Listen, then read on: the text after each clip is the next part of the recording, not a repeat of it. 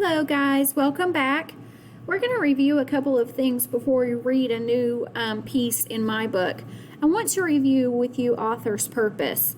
You're going to be doing an activity here in a few minutes where you are going to try to identify the purpose, the author's purpose for writing a piece that we're going to read together. So I wanted to review this with you. You also have this in your literacy kit. Why do authors write? They have one of these purposes. It's as easy as pie to remember. P, persuade. The author tries to persuade readers to agree or to do something. I, inform. The author gives facts and information about a topic. E, entertain. The author writes for readers to enjoy. How can you figure out the author's purpose? First, look for clues about the genre. Then ask questions about what you read and find answers.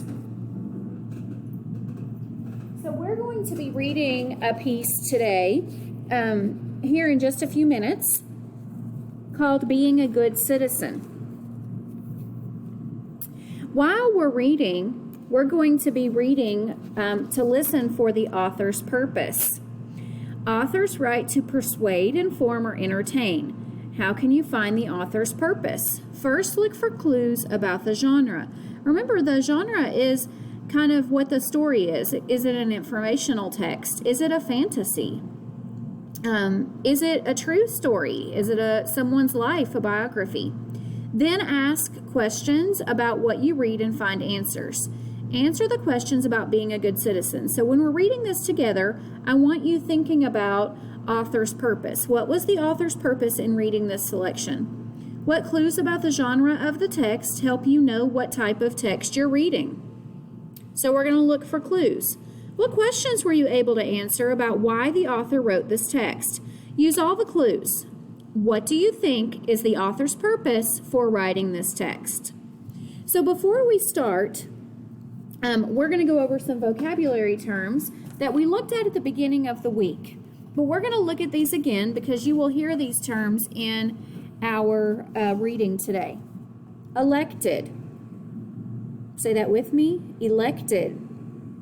Someone who's elected has been chosen for a job. And you can see these students are going to elect someone to be their class leader. So they elected a student to lead their class. It means they chose the person to be their class. The president is elected or chosen, voted for every 4 years. So if I were elected class president, I want you to think about what's something you would do. If you were our class president, if you were elected class president, what would you do? Elected. Local. Read it with me. Local. Something that is local is in the area where you live.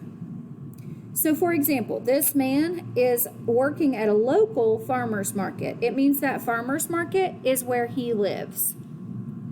We can buy food from local farms at this farmer's market. Some of the restaurants that we have here are local. It means they're only here in our area. My favorite local place to play is at the park. I love to take my kids to the local park. That means it's located in our area. Local. Mock. We talked about this word the other day. Mock. A mock version of something is not real. So this little girl has set up a mock doctor's office for her stuffed animals. Mock. It's not a real doctor's office. It's pretend. So a mock interview would be a pretend interview if someone were asking you a bunch of questions. So a mock election might be a good way to learn about how our president is elected. It wouldn't be a real election. It would be a mock election. All right, one more word, compliment. Compliment. A compliment is a nice thing to say about someone. So this little boy or girl is getting a compliment from his grandmother or her grandmother about their baking. So when we compliment someone, we say something nice to someone. So a compliment that I might give a classmate is, I really like your clothes today. You look very nice. compliment. Join me in just a few minutes for a read aloud.